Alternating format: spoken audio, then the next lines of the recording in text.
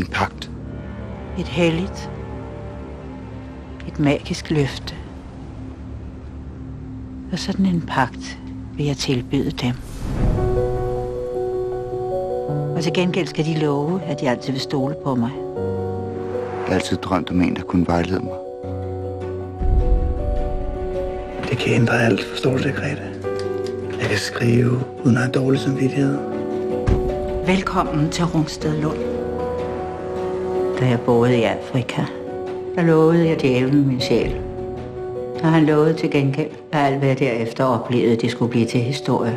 Velkommen alle sammen. Så er der nogle mennesker, der siger, at jeg kun omgås smukke mennesker. Det er muligt. Men jeg ved i hvert fald, at alle mine venner, de har værdighed. Aldrig blive bange, for så kan de ikke blive lykkelige.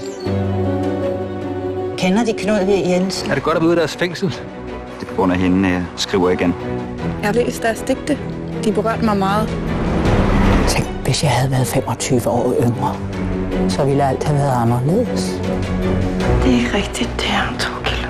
Det eneste, der betyder noget, det er deres kald. Jeg har også en pagt med min kone. Kone. Hvornår har de sidst læst det ord i et værk?